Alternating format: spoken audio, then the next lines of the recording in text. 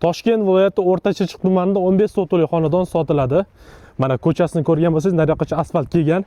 Bahorda bu yoq ham asfalt bo'ladi. Ya'ni yo'llari asfalt. Qo'shnilar yaxshi, uy omon, qo'shni oldi, ya'ni shu bo'lsa kerak. Egalar yo'q bo'lsa, uyda bemalol qo'shnilar qarab turishadi. Zo'r. Qarang, kiraverishimiz isteyashga qilingan. Bu yoq tomoni oshxonasi. Xo'p, bunisi 2 xona. Bu joyda 2 xona. Hozir xonasini ko'rsataman. Choy ichadigan xonasi, bu yog'i spalnisi. Devor pechka qilingan, ya'ni issiqlik nimadan bo'ladi desangiz, devor pechka qilingan bu yog'i. Xo'p, keyingisi. Bu xonasi. Bu xona zal. Bu yog'i zal. Mana ko'rsangiz bo'ladi. Xonalar hammasi pol qilingan 100%. Bu yoq tomon. Hovlini ko'ryapsiz, agorotlar katta. Kelajakda parnik yoki nimadir qilsangiz bo'ladi. Yerlar hosildor yerlar. Orqa tomonlari ham polya, ko'ryapsiz.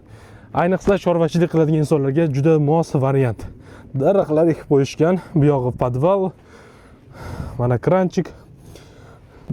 Bu yog'i ketdi. Bu yog'i molxona. Menimcha 4 ta 5 ta buxonni boylab turib, mana shu yerda boqadigan insonlarga vash zo'r variant bo'ladi. Mana molxonasini ham ko'rsataman. Xo'p. Bu yo'llarni ham ko'rsangiz bo'ladi. Endi mana orqa tomoni dala. Ya'ni chorvachilik aytganimdek, chorvachilik qiladigan insonlarga yaxshi variant bo'ladi. Chunki dala tomonda bemalol mol boqsa bo'ladigan imkoniyatlar juda keng. Xo'p, mana uyni bu tomondan ko'rsataman sizga. Mana ko'rib olsangiz bo'ladi, qanaqa holatda uy, 3 xonali uy, yerlari hosildor.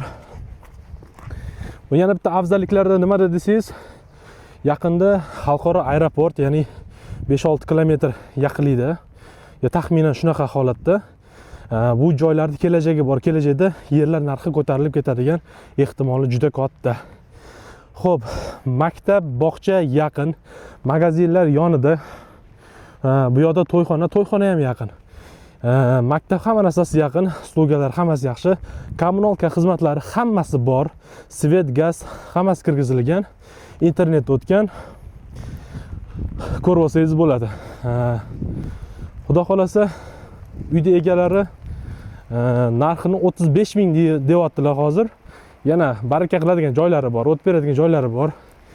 Bemalol murojaat qilsanglar bo'ladi. Pastda raqamlarni qo'yib qo'yganmiz. Batafsil lokatsiyalarni ham pastga qo'yib qo'yganmiz.